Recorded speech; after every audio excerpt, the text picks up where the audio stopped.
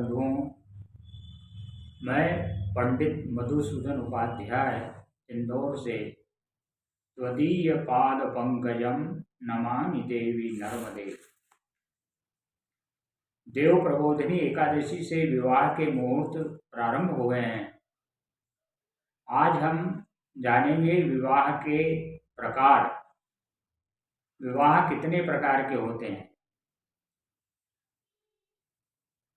मनुस्मृति में विवाह के 8 प्रकार बतलाए गए हैं।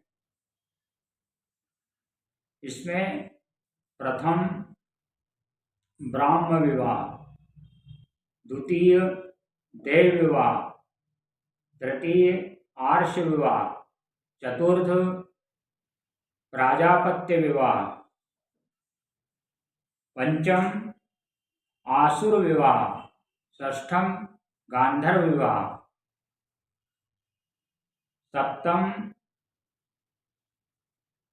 पैशाच विवाह और अष्टम राक्षस विवाह। ये विवाह के 8 प्रकार हैं। इसमें पूर्व के 4 जो प्रकार बतलाए गए हैं मनुस्मृति में, वे विवाह जो है सो उत्तम कहे गए हैं। और उसमें प्रथम जो है ब्राह्म विवाह है, वह सर्वोत्तम विवाह पद्धति है। उस अनुसार जो है सो विवाह हमारे समाज में होता है और जिसके वेद मंत्रों के द्वारा वर और कन्या दोनों जो है सो संस्कारित होकर के और उनका दाम्पत्य जीवन सुखमय जो है सो होता है। वैसे संस्कारों में यदि हम देखते हैं तो षोडश संस्कारों में विवाह का 15वां स्थान है। यूं ब्रह्मा जी ने 48 जो है सो संस्कार बतलाए हैं और वर्तमान में वे मात्र जो है सो 16 संस्कार रह गए हैं, जिसमें हम मात्र 2-4 संस्कार ही कर पाते हैं। लेकिन कन्या के लिए ये विवाह का जो संस्कार होता है वह बहुत ही महत्वपूर्ण है। क्यों? क्योंकि कन्या का अन्य संस्कार नहीं होता है। एक विवाह संस्कार ही ऐसा है जो कन्या का विधिवत होकर के और वह उसको भार्या की संज्ञा दी जाती है। ब्रह्म विवाह में सदाचार जो है सो जो वर होता है उसको नाना वस्त्र अलंकारों से आभूषित करके और विधि विधान के साथ कन्या का जो दान किया जाता है उसको ब्राह्म विवाह कहा गया है, जो कि ब्राह्मणों में होता है। द्वितीय देव विवाह,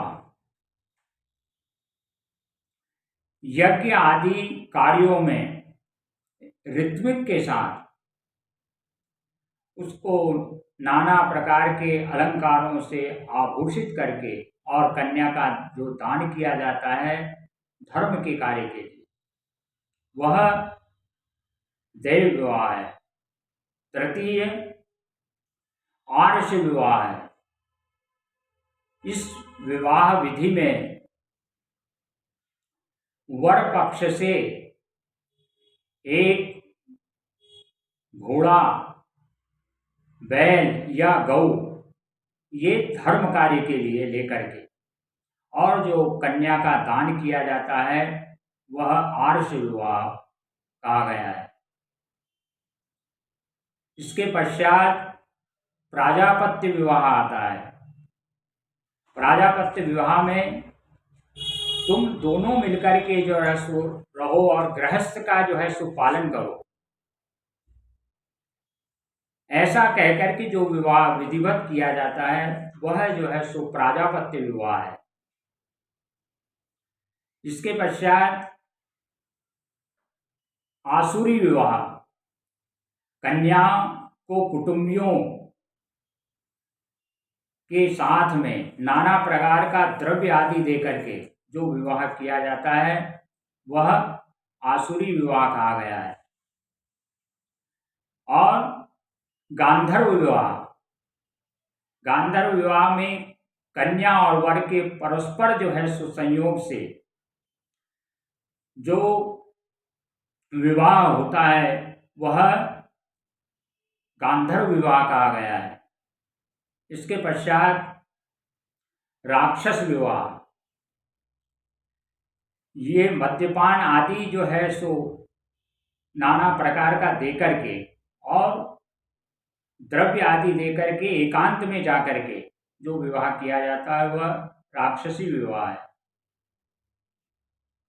पैशाच विवाह, ये नाना प्रकार के कन्या पक्ष को दबाव दे करके उनको मार पीट करके और कन्या का जो है सो हरण किया जाता है और उसके साथ जो विवाह किया जाता है वह विवाह राक्षसी विवाह कहा गया है। इसलिए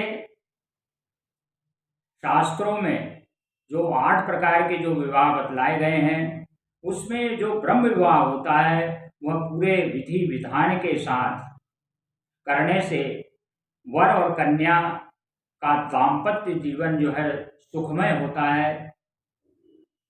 इसमें जो ब्राह्म विवाह विधि है हमारी, उसमें कुछ मुख्य बातों को हम आज लेंगे, यहाँ पर आपको जो है सो अवगत कराएंगे।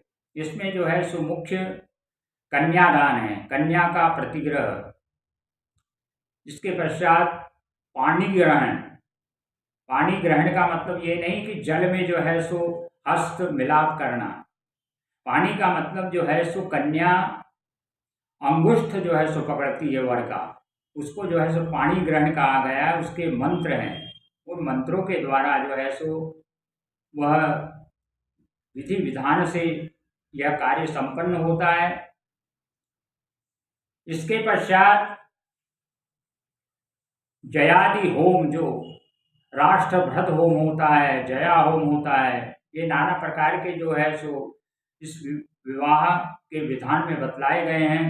वे हवन आदि जो होते हैं उनसे सब जो है सो देवताओं से और हमारे पितरों से ये प्रार्थना की जाती है कि हे देवता, हे पितरों, आप जो है सो हमको आशीष प्रदान करें और हमारा दाम्पत्य जीवन सुखमय हो। ऐसे ही जो लाजा होम होता है, कन्या के भाई के द्वारा जो दी जाती है आहुति, वो 10 आहुतियाँ होती हैं। एक बार में 3 आहुतियाँ होती हैं। ऐसी 3 बार होकर के और 10वीं भगाए स्वाहा, ये 10 आहुतियाँ होती है। इन 10 आहुतियों में भी कन्या जो है सो अपने पति की दीर्घायु की कामना करती है। ऐसे ये ब्राह्म विवाह बहुत ही जो है सो हम सबके लिए महत्वपूर्ण है। इस विधान के अनुसार ही हमको जो है सो विवाह करना चाहिए। आज जो अन्यत्र ये पश्चिमी देशों की जो है सभ्यता को हम अपना रहे हैं, उस ओर जो है सो जा रहे हैं, जिससे हम हमारी धर्म संस्कृति से दूर होते जा रहे हैं। यह धर्म संस्कृति को हमको जो है सो बचा करके और इसकी रक्षा जो है सो करना चाहिए, यही मेरा निवेदन है। इसके पश्चात आज मैं यह बताना चाहूँगा कि विवाह होने के अनंतर उसके बाद जब विदा हो जाती है, इसके पश्चात जब वधू घर में आती है पति के यहाँ पर, उसके चतुर्थ दिन 3 दिन तक भी उनको जो है सो नियम संयम से रहने का विधान है शास्त्र में। और चतुर्थ दिन चतुर्थी कर्म होता है। चतुर्थी कर्म में जो है सो विशेष कुछ आहुतियाँ जो है सो शिखी नामक अग्नि का आह्वान करके और दी जाती है। वे इसलिए जो है सो चतुर्थी कर्म का विधान है कि कन्या के देह के अंदर 84 दोष होते हैं। उन दोषों की निवृत्ति के लिए ये प्रायश्चित स्वरूप हवन जो है सो हमें अवश्य ही करवाना चाहिए वर और कन्या से।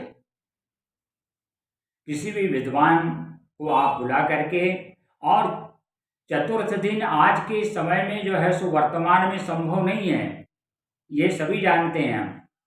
लेकिन जब वर और कन्या घर पर आते हैं, वधू आपके घर प्रथम बार आती है, तब कथा आदि जो होती है, तो कथा में जो हवन होता है, उस हवन में शिखी नामक अग्नि को आवाहित करके और कुछ विशेष आहुतियाँ जो होती है इस प्रायश्चित स्वरूप की, वे अवश्य करवाएं। यही मेरा निवेदन है। नर्मदे हर।